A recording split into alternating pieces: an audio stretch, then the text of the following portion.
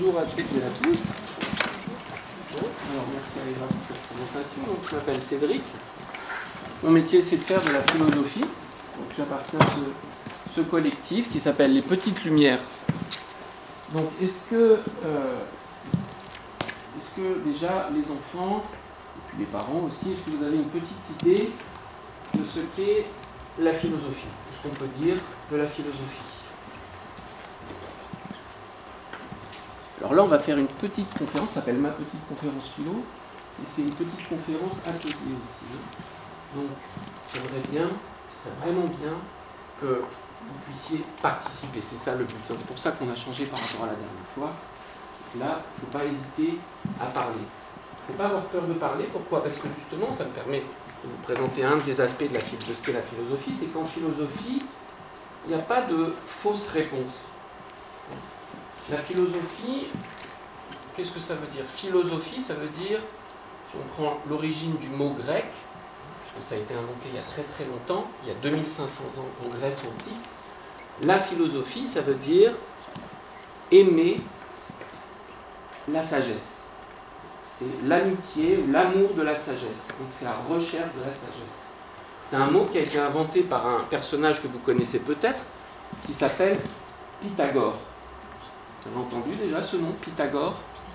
Oui, parce que c'était un grand mathématicien, mais Pythagore connaissait plein de choses sur les mathématiques, bien sûr, mais aussi sur les astres, sur la musique. Et un jour, Pythagore a été convoqué, plutôt qu'invité, convoqué à la cour d'un tyran, d'un méchant roi, qui lui a dit: Pythagore, donne-moi le secret de ta sagesse.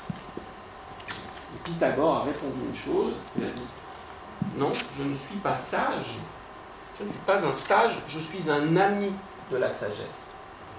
En grec, je ne suis pas un sophos, un sage, je suis un philosophos. Et ce faisant, il a inventé le mot philosophie. Qu'est-ce que ça veut dire ne pas être un sage, ne pas se prétendre sage, mais simplement se dire ami de la sagesse? Si on arrive à chercher la réponse à cette question, peut-être qu'on commencera à pouvoir définir un petit peu ce qu'est la philosophie. Alors, est-ce que quelqu'un veut se risquer à une hypothèse? Oui. On ne peut pas se prétendre obtenir la vérité des réponses, mais d'être dans la recherche de ces réponses, essayer de les apprivoiser, mais pas de dire je les ai. Alors, est-ce que vous avez entendu? Vous avez entendu? C'est exactement ça, c'est une manière d'interpréter la parole de Pythagore. C'est que, évidemment, celui qui se dit sage, un sage, surtout à l'époque de l'Antiquité, un sage, c'est celui qui détenait déjà la vérité. C'est-à-dire qui avait atteint la perfection dans le domaine du savoir. Et Pythagore, justement, était beaucoup plus modeste. Est-ce que, d'après vous, est-ce que quelqu'un peut prétendre connaître la vérité absolue? Je pense que c'est possible de connaître toute la vérité sur toutes les choses. Non. Non. Et donc, Pythagore, eh bien, a dit à ce tyran que, bien sûr, qu'il connaît beaucoup de choses, mais qu'il ne se prétend pas un sage au sens où il détiendrait toute la vérité, mais simplement qu'il est sur le chemin de la sagesse. Il essaye de trouver la sagesse. Donc c'est ça, la philosophie, c'est être en chemin. Ça veut dire quoi? Ça veut dire qu'il n'y a jamais ou très rarement de réponse définitive.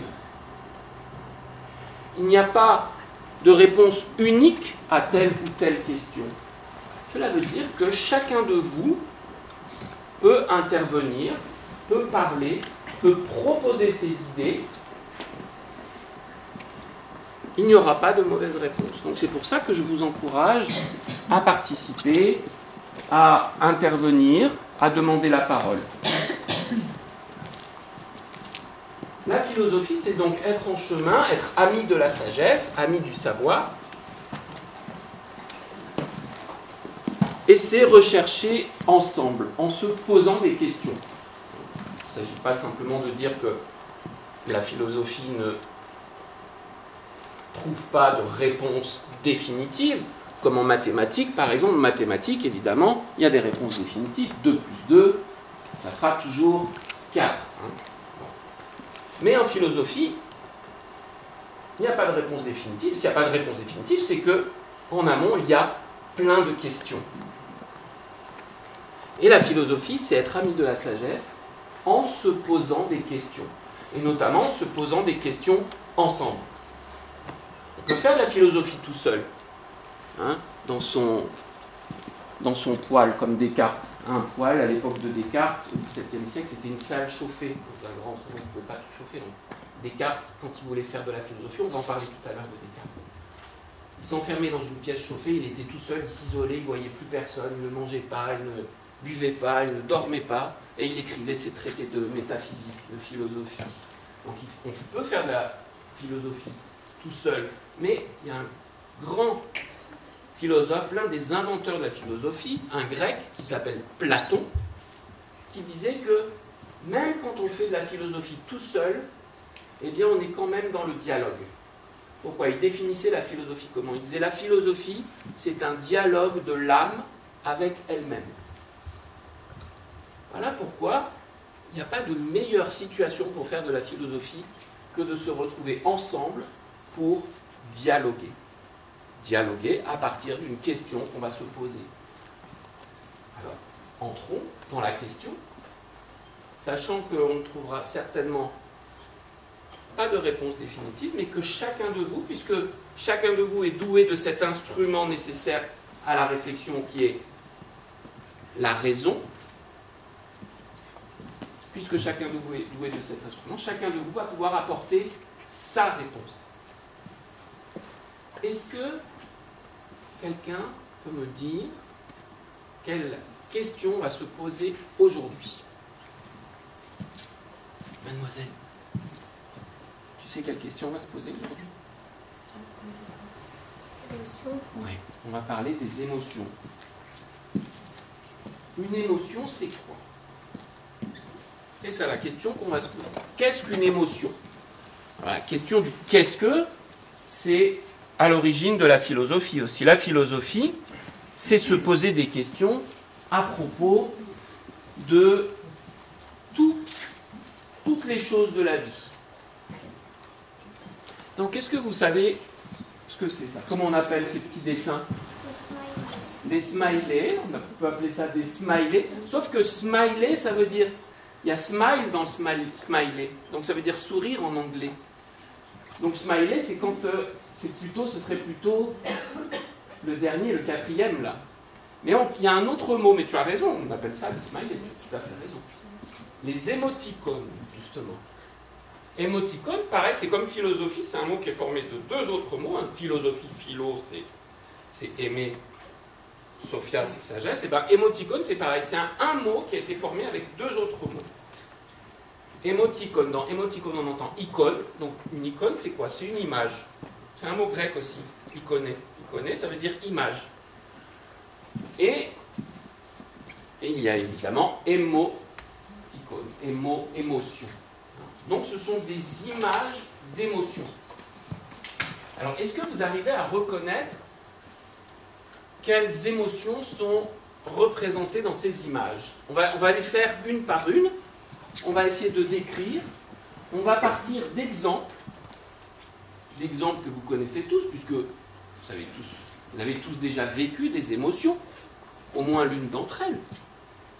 Donc vous êtes tous capables de me les décrire, ces émotions, et de me donner par exemple des exemples, pas forcément des exemples si vous n'avez pas envie de raconter votre vie, mais vous pouvez inventer des exemples, et puis on essaiera d'en tirer une définition. C'est une des méthodes de la philosophie qui s'appelle l'empirisme.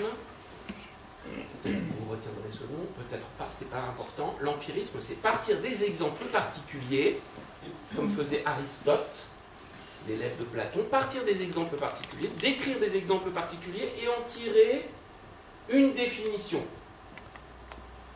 Alors, je donne. En haut, alors toi tu dirais surpris. Ouais. Ça peut être surpris. Alors, qu'est-ce que c'est que la surprise? Oui, c'est une émotion, la surprise. Qu'est-ce que c'est que la surprise? Comment ça se passe, la surprise? Est-ce que vous auriez un exemple? Oui?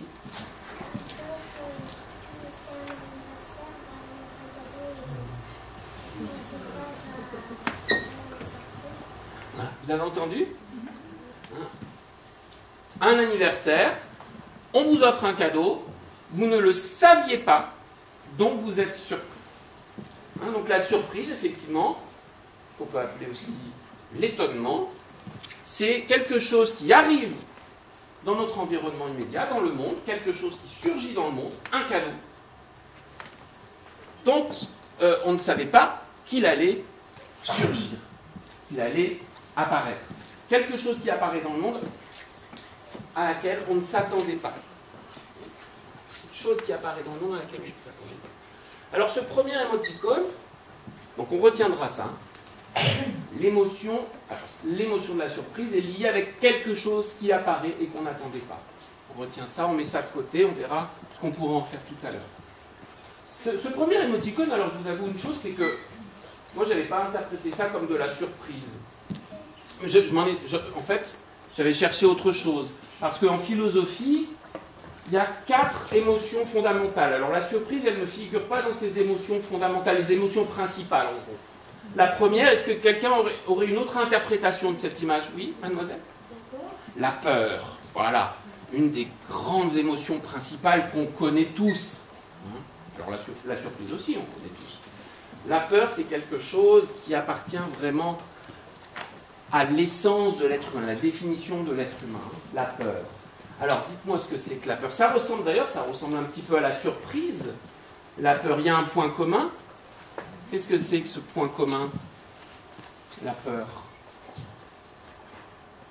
Est-ce que quelqu'un pourrait me décrire une situation de peur?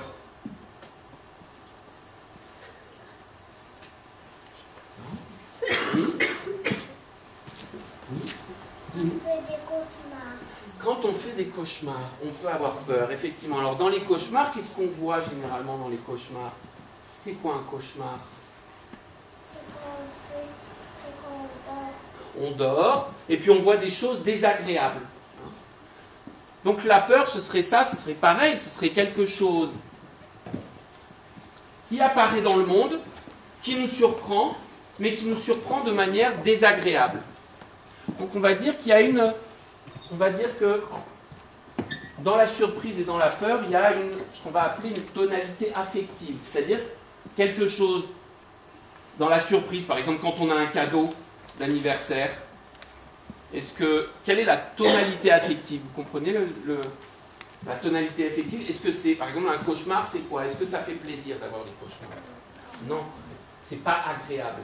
C'est ça la tonalité affective, c'est-à-dire ce qu'on va ressentir, si ça va être bien ou pas bien, si ça va être agréable ou désagréable. Donc la surprise, avoir un cadeau, est-ce que c'est agréable ou désagréable? Agréable, dites tous agréable. Ça dépend. Ça dépend. Il y en a qui disent qu'ils n'aiment pas les surprises. Ah, moi j'ai horreur des surprises. J'ai horreur de ça, de rentrer chez moi et que tout le monde, qu'on allume la lumière et qu'il y a tous mes amis qui me disent surprise. Non, j'aime pas ça. Mais évidemment, avoir un cadeau, évidemment, ça fait partie des plaisirs de la vie. Et la peur, donc la surprise d'anniversaire agréable, la peur plutôt désagréable. Donc il y a quand même un point commun, désagréable, comme dans les cauchemars. Le point commun, c'est quoi? Eh bien, c'est que quelque chose apparaît dans le monde encore. On voit, ça revient. La peur, c'est quelque chose qui surprend aussi, quand on s'endort, par exemple, qu'on a un cauchemar, on s'attend à avoir une bonne nuit bien réparatrice, bien tranquille, et puis il y a le cauchemar qui apparaît, il y a le monstre qui apparaît, et qui n'était pas invité. Qui n'était pas invité, il nous surprend désagréablement. Donc, on garde cet élément, surgissement, quelque chose qu'on n'attend pas, agréable ou désagréable. Alors, celui d'à côté, là. Oui? La colère. La colère. Alors, est-ce que tout le monde connaît la colère? Oui. Est-ce que vous avez tous déjà ressenti la colère? Oui. Alors, qu'est-ce qui met en colère? Alors, déjà, est-ce qu'on retrouve les mêmes éléments que dans la peur, par exemple? Est-ce que c'est la colère, c'est... Oui? Pas vraiment comme dans la peur, parce que quand t'as peur, t'es surpris, t'as plus trop envie, t'aimes pas avoir peur. Et la colère, t'es vraiment fâché contre quelqu'un, t'es pas très surpris, t'es fâché contre quelqu'un ou quelque chose. À la peur, t'es pas vraiment fâché contre quelque chose. C'est quelque chose qui t'a fait peur. C'est ça, c'est ça. C'est quelque chose qui fait peur. Alors que la colère, alors toi tu dirais que la colère, il n'y a pas l'aspect de surprise. Mais alors qu'est-ce qui met en colère alors? Est-ce qu'on s'attend à être en colère? Est-ce que par exemple on se dit tiens, bah, aujourd'hui à 11h30 je vais me mettre en colère, tiens. On ne peut pas le prévoir. Alors c'est vrai qu'il n'y a pas l'aspect de surprise, mais il y a quand même l'aspect d'imprévisibilité. C'est imprévisible, on ne peut pas prévoir qu'on va être en colère. Ou alors, peut-être si on n'aime pas trop son patron au travail, on sait que le matin, quand on part au travail, on sait qu'on sera en colère. Ça peut arriver aussi.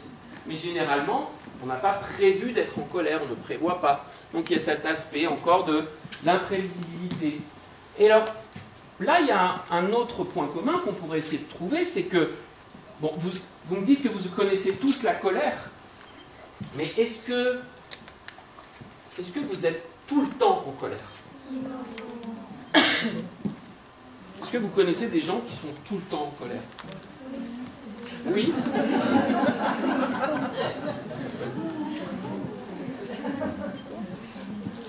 Alors essayez de réfléchir à cette notion de temps. On a vu première chose, premier élément de définition, l'apparition imprévisible. Deuxième élément de définition, on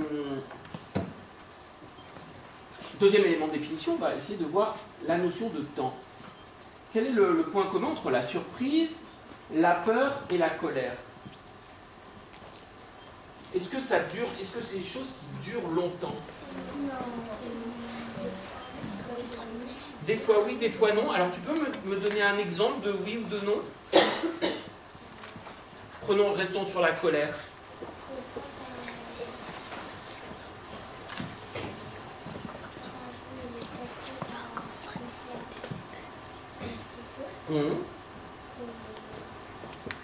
Et qu'est-ce qui fait qu'on s'arrête? Alors vous avez entendu?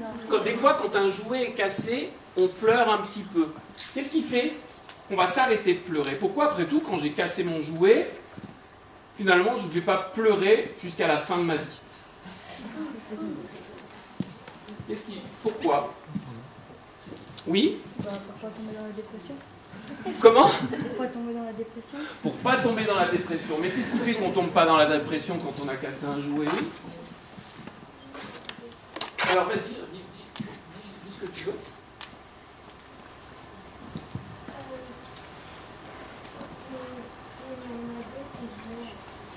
Voilà. Pourquoi?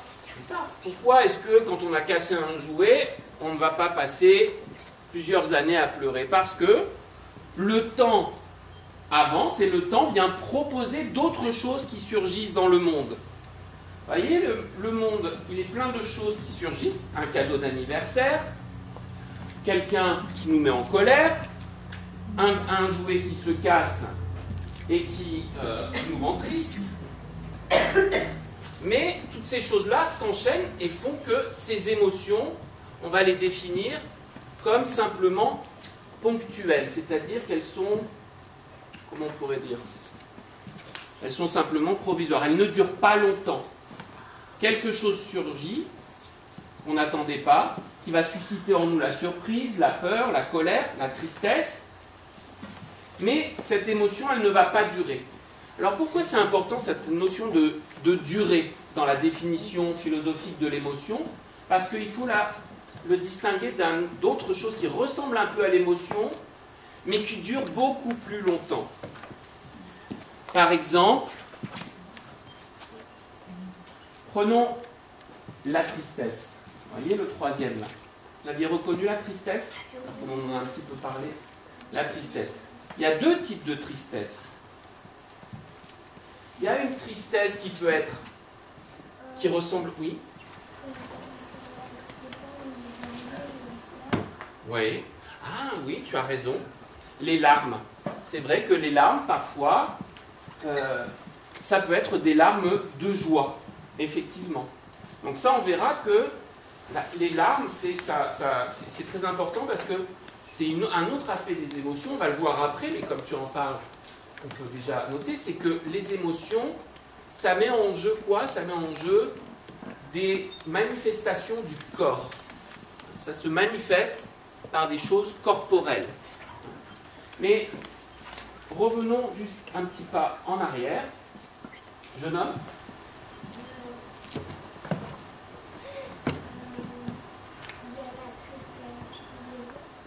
Oui, la tristesse douloureuse. Qu'est-ce que tu appelles la tristesse douloureuse? Quand on tombe, oui. C'est ça, on peut pleurer parce qu'on s'est fait mal. Mais alors ça, du coup, est-ce que ça dure longtemps? Tomber, c'est vraiment l'exemple même de quelque chose qui surgit dans le monde et qui est imprévisible. Hein. On chute, on fait une chute, on tombe, on va avoir une émotion, une tristesse douloureuse, c'est bien dit, c'est très bien dit. Une tristesse douloureuse, et puis, voilà, on va avoir un bisou magique, et puis ça va s'arrêter, on va arrêter de pleurer. Est-ce qu'il y a un autre type de tristesse? Oui. Quand on... C'est-à-dire quand on s'est cassé, tu veux dire une partie du corps? Ah bah oui, ça c'est la... Alors ça peut durer un petit peu plus longtemps, c'est vrai. Mais il y a... Alors, pour la notion de temps, dans la notion de temps, les émotions, c'est quelque chose... On va réserver le terme d'émotion, justement, aux choses qui nous arrivent et qui ne durent pas longtemps, aux choses qu'on va ressentir qui ne durent pas longtemps, et on va les opposer en philosophie à autre chose qui va être le sentiment. Le sentiment, par exemple, chaque émotion peut se transformer en sentiment. Et quand elle se transforme en sentiment, c'est qu'elle va durer beaucoup plus longtemps. Par exemple, la colère, on peut être en colère contre quelqu'un, parce que, par exemple, un papa ou une maman peut être en colère contre son enfant. Mais est-ce que ça dure tout le temps, cette colère? Non. Mais quel est le... Donc c'est une émotion, la colère. Mais quel est le sentiment que le papa ou la maman a vis-à-vis de son enfant? Un sentiment. C'est quoi le sentiment qui unit, par exemple, un papa ou une maman à son enfant? L'amour. L'amour. Alors voilà un exemple de sentiment. On voit bien que le sentiment, l'amour d'une maman pour son enfant ou d'un papa pour son enfant, c'est un sentiment. Est-ce que c'est comme le sentiment de la colère qui dure pas longtemps? Ça dure combien de temps, l'amour? Pendant plusieurs jours. Tout le temps, tout le temps. Et oui, tout le temps. Un papa et une maman, ils aiment leur enfant toute la vie. Toute la vie. Et on voit que la colère... Alors, est-ce que quand papa et maman sont en colère contre les enfants, est-ce qu'ils cessent? Est-ce qu'ils arrêtent d'aimer leur enfant? Non, vous voyez que l'amour... Vous voyez que ce n'est pas la même chose, les sentiments et les émotions, parce que l'amour, le sentiment d'amour qui dure toute la vie, et la colère qui dure un tout petit moment, peuvent habiter dans la même personne au même moment. C'est-à-dire que quand votre papa ou votre maman vous crie dessus, il vous aime.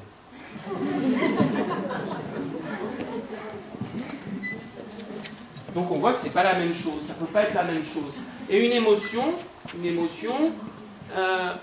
c'est quelque chose qui peut se transformer en sentiment. Par exemple, quelqu'un qui... Tout à l'heure, on se demandait si vous connaissiez des gens qui sont tout le temps en colère. Des gens qui vivent que dans la colère. Et cette colère, on ne peut plus dire que c'est une émotion, ça devient un sentiment de la vie. La vie, elle va prendre la teinte tout entière de la colère, et cette colère va se transformer en sentiment qui s'appelle comment? C'est quoi une colère qui se transforme en sentiment perpétuel? On va appeler ça, on pourrait trouver un mot. Comment? Ressentiment. Oui, le ressentiment, par exemple. Le ressentiment, quelqu'un qui n'est jamais content. Donc ça va devenir un ressentiment. D'ailleurs, on entend le mot sentiment dedans. Ça peut être la haine, quelqu'un qui est habité par la haine aussi. L'aigreur, voilà, tout ça. Ouais, ça, ce sont des sentiments, ça dure, vous voyez. La tristesse, pareil, alors, heureusement, on n'est pas tout le temps triste, on a des moments de tristesse. On a des moments de tristesse, mais une tristesse qui se prolonge, pareil, qui donne toute sa couleur à la vie, sa couleur noire à la vie. Comment on va appeler ça? La mélancolie. La mélancolie. Alors ça, c'est un grand thème philosophique, la mélancolie. Il y a eu de grands traités qui ont été écrits sur la mélancolie. La mélancolie, c'est l'ancien nom. Alors, on l'utilise toujours, mais avant, les philosophes, les médecins utilisaient le terme mélancolie pour décrire quelque chose qui a été évoqué tout à l'heure par le jeune homme, au fond. Voilà, la dépression. C'est-à-dire que quand on n'a plus, la tristesse devient sentiment général, on n'a plus l'élan vital, ce que un grand philosophe, dont j'avais parlé la dernière fois, qui s'appelle Bergson, appelait l'élan vital. On va retrouver un petit peu avec Spinoza qu'on va voir là. Donc l'élan vital, c'est quoi? C'est cette dynamique, cet élan qui fait qu'on a envie de vivre et qu'on a envie de se conserver soi-même et de faire des choses. Évidemment, la dernière émotion, oui, la joie. La joie. Alors, est-ce que ça rejoint les caractéristiques qu'on a vues tout à l'heure? Est-ce que la joie, ça nous arrive quand quelque chose surgit dans le monde? Tu dis oui? Est-ce que tu aurais un exemple? Qu'est-ce qui rend joyeux? Quand on a des cadeaux, la joie, oui. Comment? Un copain, l'amitié. Copain, amitié, alors pour l'instant on pourrait distinguer, mais avoir un copain. Restons sur, tu as raison, c'est un joli mot, copain aussi. Copain, c'est celui avec qui on partage le pain. Donc, celui à qui on donne et celui de qui on reçoit. Ça nous procure de la joie. Oui? D'avoir une famille. Alors, là c'est intéressant parce que du coup, alors, évidemment, la joie, c'est quelque chose qui est en lien avec ce qui nous arrive, ce qui arrive. Qu'est-ce qu'on a dit aussi? La question du temps. Alors, tu dis avoir une famille. Donc, la joie, est-ce que c'est une émotion de courte durée?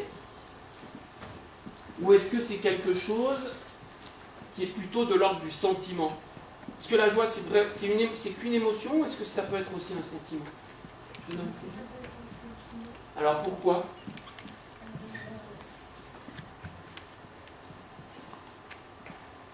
Si on prend l'exemple de la demoiselle, tu peux nous redire ton exemple? Avoir une famille, par exemple. Ou l'exemple que tu as donné, avoir un copain. Un copain, est-ce que tu l'as juste 10 minutes dans la journée?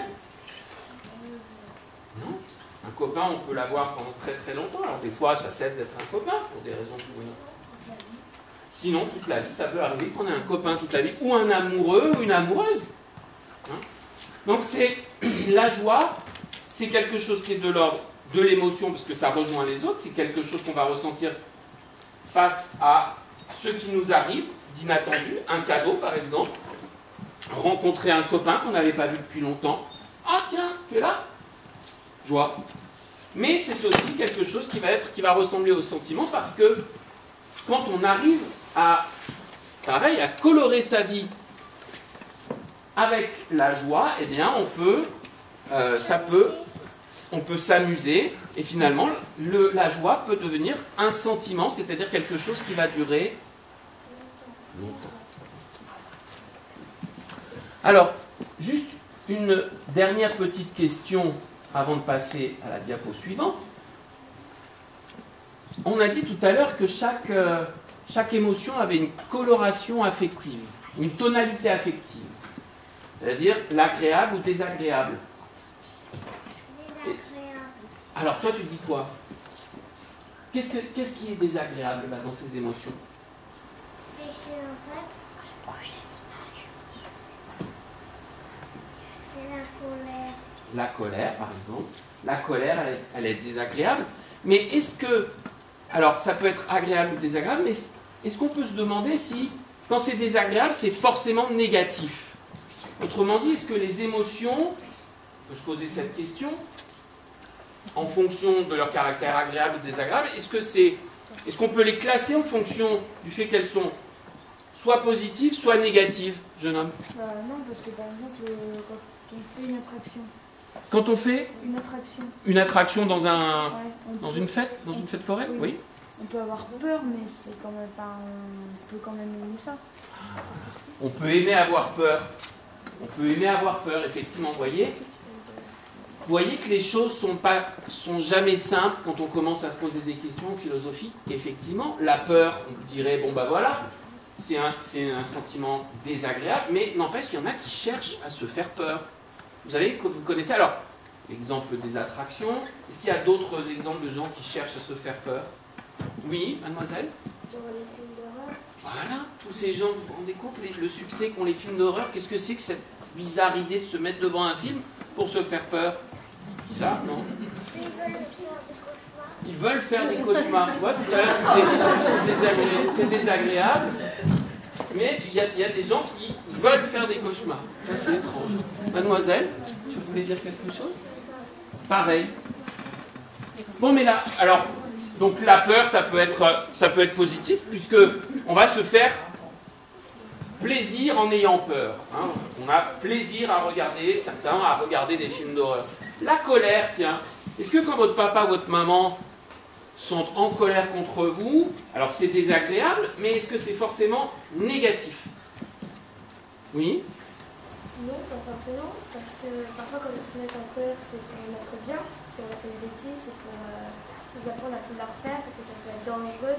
Si la bêtise peut être plus grande, ça peut faire quelque chose de mal. Donc c'est pas forcément négatif pour nous. Pour les enfants, c'est plus les parents nous crient dessus, on en a marre, c'est pénible. Mais en fait, c'est pour notre bien, c'est pour pas qu'on se fasse mal. C'est pour notre bien. Disons que dans l'esprit des parents, c'est pour le bien. Alors même si des fois les parents, ça peut leur arriver de regretter d'avoir trop crié. Donc il y a une part dans la colère des parents à l'égard des enfants, il y a une part qui est raisonnée, qui est contrôlée, c'est un outil d'éducation. Je vais me mettre en colère contre toi pour que tu ne recommences pas. Mais il y a une part d'incontrôlé aussi peut-être. Est-ce que parfois les parents se laissent emporter? Ça va me permettre de faire la transition avec la diapo suivante. Parfois on est en colère, on vient en colère parce qu'on a eu très peur. Ne traverse pas la route, mais t'es fou de traverser la route comme ça. On s'énerve, Voilà. mais en fait, c'est du vécu ça. Voilà. En fait, on s'énerve parce qu'on a eu peur et on se met en colère parce qu'il ne nous a pas écouté, mais parce qu'on a eu très peur qu'il se fasse renverser. Donc on a eu très peur. Quelque chose est arrivé qui a suscité en nous une émotion, la peur. Et on est non seulement, alors c'est là qu'on peut dire, emporté non seulement par la peur, mais cette peur va susciter en nous autre chose qu'on ne va pas forcément contrôler, qui va nous emporter. J'insiste sur ce terme parce que on va le voir. Je peux passer à la... Emporté, pourquoi emporté? On est emporté par la colère que l'on va manifester. Par quoi? Dans la notion d'être emporté, s'emporter. Il y a le verbe s'emporter en français. Quelqu'un qui s'emporte, c'est quelqu'un qui va manifester une émotion sans pouvoir se contrôler. Alors pourquoi c'est important cette notion-là d'emportement? Parce que émotion, ça vient d'un mot latin. Ça vient du même mot en fait que le mot mouvement. Oui? Finalement, c'est une réaction qui est montrée et qui a un objectif, qui sert quelque chose, parce que la peur, c'est une réaction, c'est le corps qui se met dans un élan pour pouvoir se sortir d'une situation. Exactement, donc ça peut être l'aspect, on n'en a pas parlé, mais ça peut être l'aspect positif aussi de la peur, c'est que la peur nous préserve aussi du danger. Quelqu'un qui n'aurait jamais peur, qui ne réagirait pas, comme vous dites. Alors réagir, c'est un terme important aussi, parce que on réagit, on agit face à quelque chose qui arrive. Et ça peut effectivement, donc les émotions peuvent nous servir, effectivement, être utiles. Utile, la colère peut être utile pour éduquer les enfants, la peur peut être utile pour nous sortir du danger, effectivement. Qu'est-ce qu'il y avait aussi? La tristesse. En quoi quelle peut être l'utilité de la tristesse? S'il y a une fonction, si on relie ça, justement à la fonction peut-être biologique, on va voir que Il faut relier l'émotion au corps, justement. Donc, est-ce qu'il y a de biologique en nous? Oui? Ça peut faire du bien de pleurer, ça nous libère. Ça libère. Oui, on voit bien que les gens... Il y a beaucoup de gens... Est-ce que vous en... Alors, moi, j'en connais des gens qui ne veulent jamais montrer leurs sentiments, leur tristesse, par exemple. Et on voit que ils sont... Il y a une... Ils ne sont pas... ils sont pas bien. Ils sont pas bien. Pourquoi? Parce que quand la tristesse, les larmes, justement, laisser écouler sa peine, ça peut libérer, ça peut faire du bien. C'est ça. Alors, vous voyez, quand on relie avec la notion de mouvement, donc ça vient de...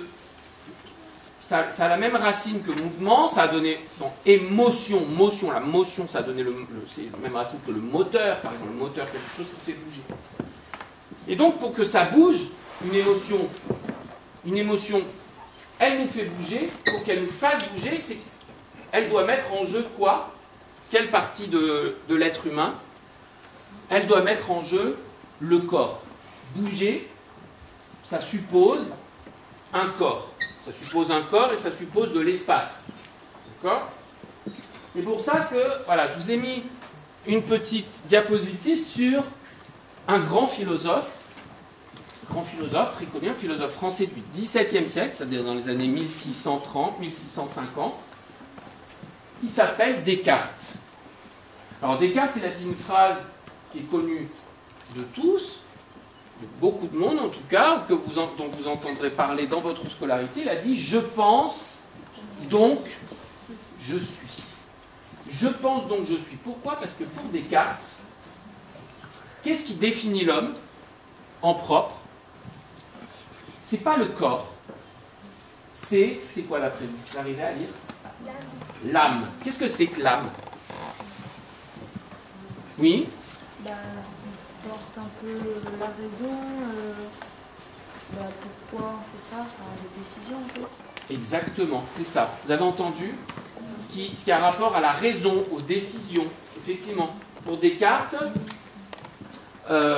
l'âme, c'est pas l'âme au sens religieux du terme, hein. L'âme, c'est-à-dire qu'il va continuer à vivre après la mort.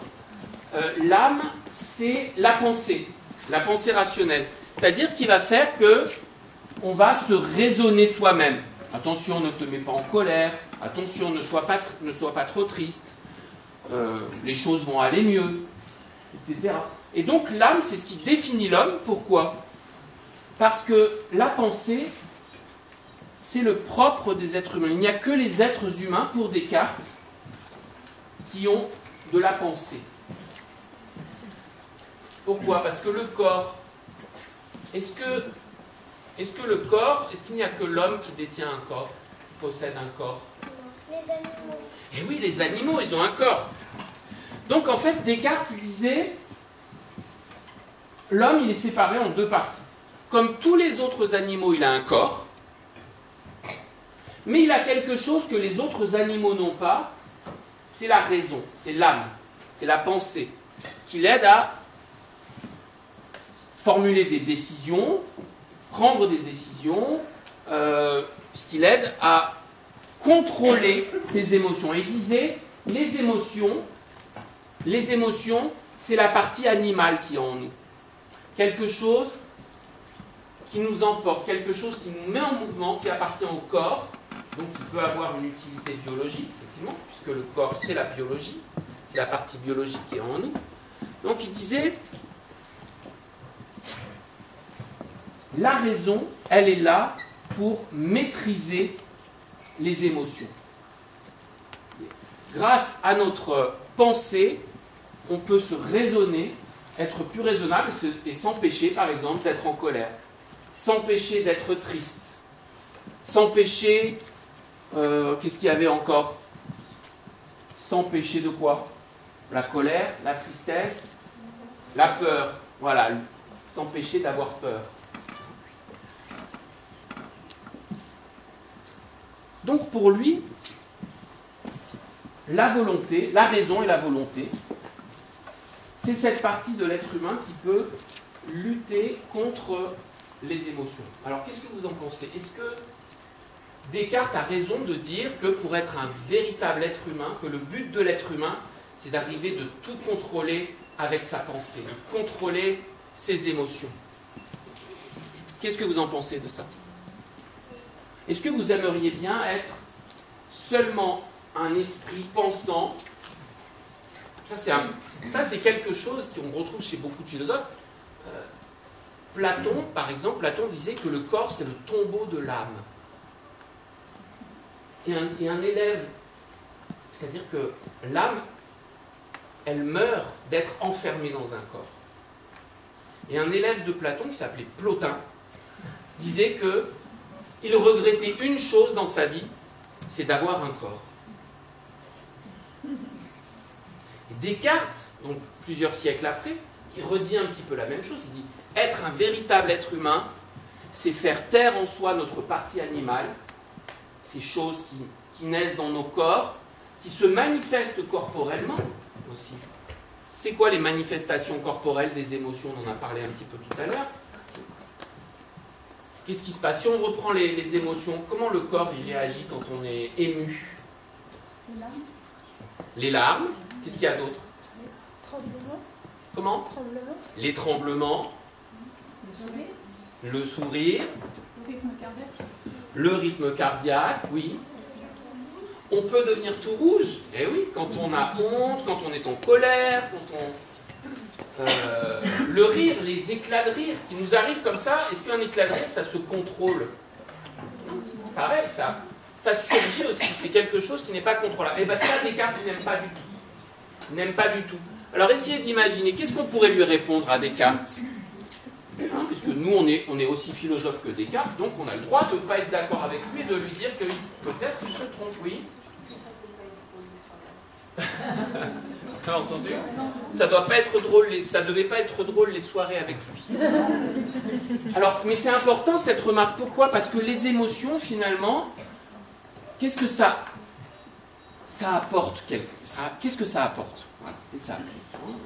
Ça devait pas être drôle. Pourquoi? Parce que finalement, les émotions, ça apporte quelque chose. Il y a toute une tradition en philosophie qui s'appelle le rationalisme. Ça vient de raison. Comme Platon, comme Plotin, comme Descartes, qui disent il faut mettre de côté les émotions, il faut mettre de côté le corps.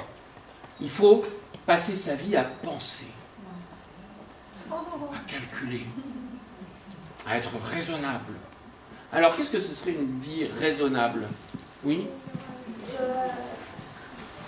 Une vie raisonnable, moi je pense que ça me paraît pas parce que être toujours raisonnable, c'est pas toujours... on peut pas faire de... Enfin, parfois, quand on est raisonnable, on peut pas s'amuser. Nos copains, ils peuvent s'en aller parce que être avec quelqu'un qui est toujours sérieux, raisonnable, sans trop d'émotions, c'est pas drôle. Ça peut pas... On n'a pas beaucoup la surprise des émotions, on n'est pas... Plus de surprise des émotions, on ne s'amuse plus, parce que s'amuser finalement... Quand on s'amuse, on est tout sauf raisonnable. Pour pouvoir s'amuser, il faut ne pas être raisonnable.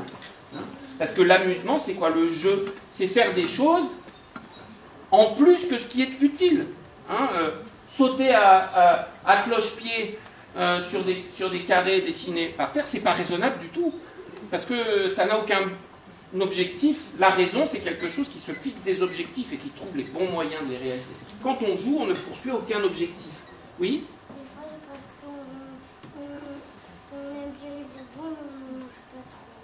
Ah, ouais. Alors donc là, dans ce cas-là, est-ce qu'il faut être raisonnable ou pas? Alors pour la question que vous avez entendue, quand on mange des bonbons, des fois on est raisonnable, on n'en mange pas trop. Donc là, dans ce cas-là, est-ce qu'il vaut mieux être raisonnable ou pas? Bah, pas toujours. Hein. Et ça renvoie à quelle émotion alors du coup le fait de trop manger de bonbons? Ouais, alors ça c'est la conséquence. On peut être malade. Donc parfois, vous voyez que la raison, quand on dit à un enfant sois raisonnable, vous voyez, on rejoint, là, quand on dit à un enfant sois raisonnable, on est cartésien. On est du côté de Descartes, qui n'est pas forcément toujours un mal, puisqu'on dit sois raisonnable, c'est-à-dire utilise ta raison. Pense aux conséquences. C'est ça, vous voyez, c'est pour ça que vous disiez la raison, c'est fixer un objectif. Si tu manges trop de bonbons, tu seras malade. Donc, ne mange pas trop de bonbons pour ne pas être malade. C'est ça la raison, c'est se fixer des objectifs. L'émotion, c'est quelque chose qui surgit, qui n'a pas d'autre objectif qu'elle-même. On n'est pas joyeux pour autre chose, on est joyeux parce qu'on est joyeux. On n'est pas triste pour autre chose, on est triste parce qu'on est submergé par la tristesse. Vous voyez la différence? Oui.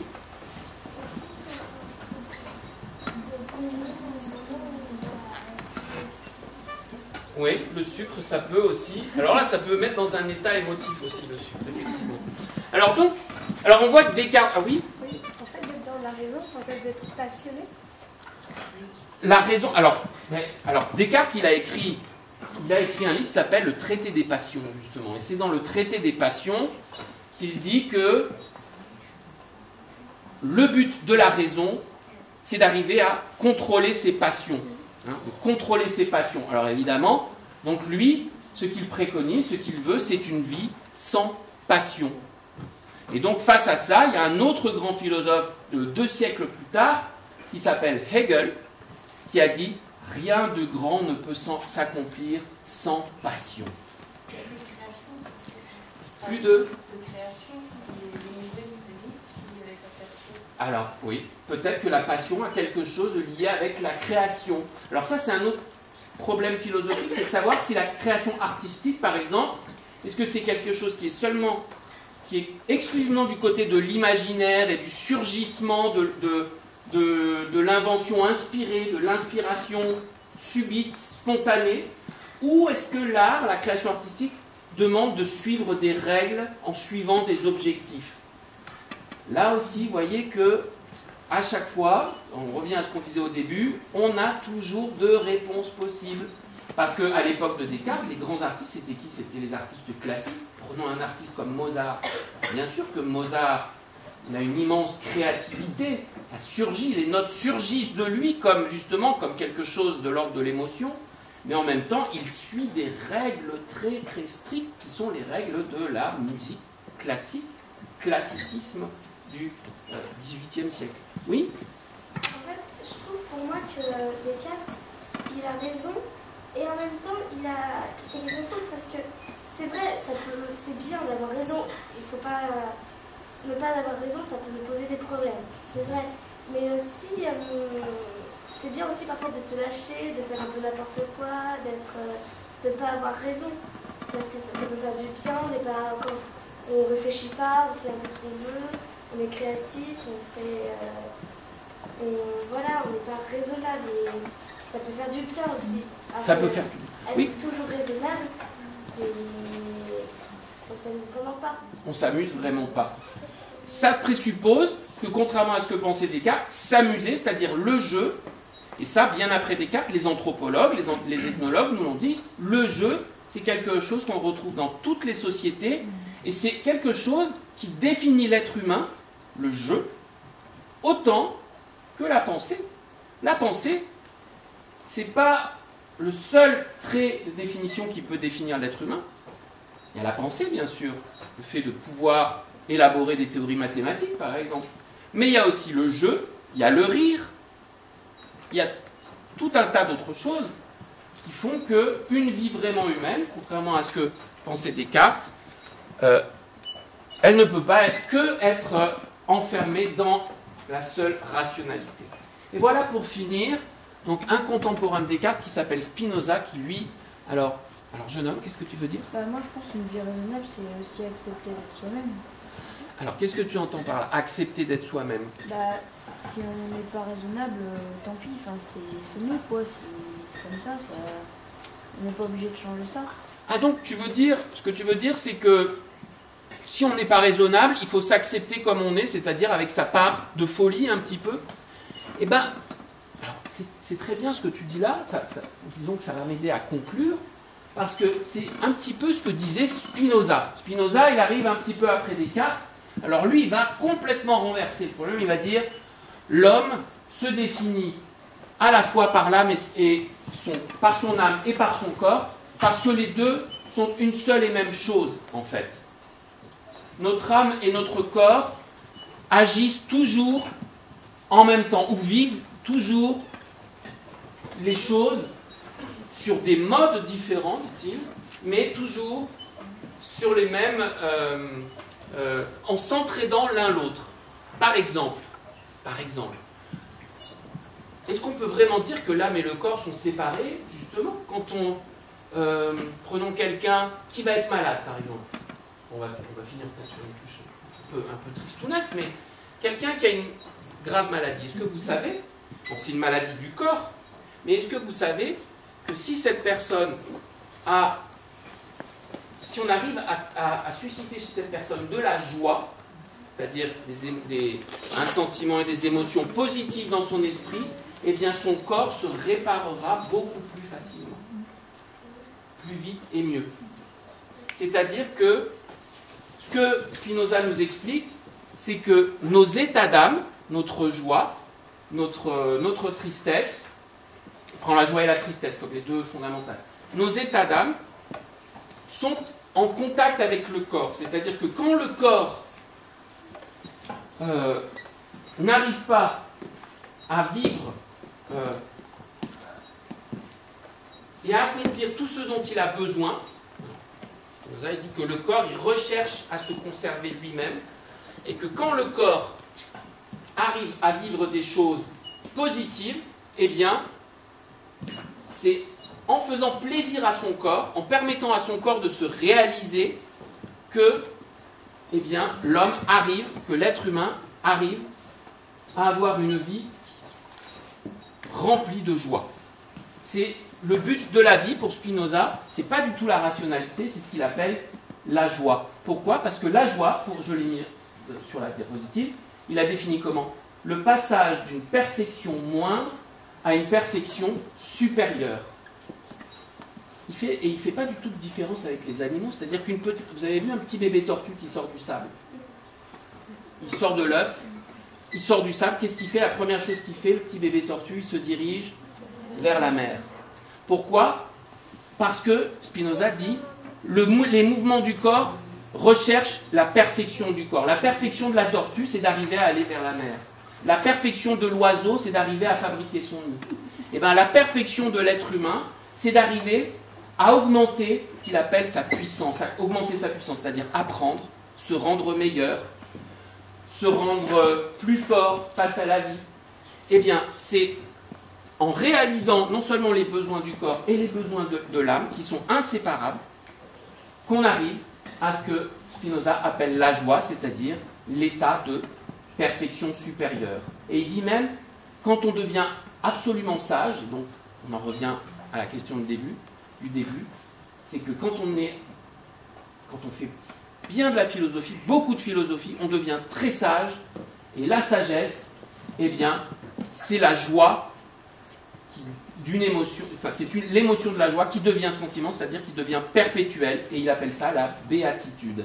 La béatitude, c'est l'état d'une vie qui vit perpétuellement dans la joie.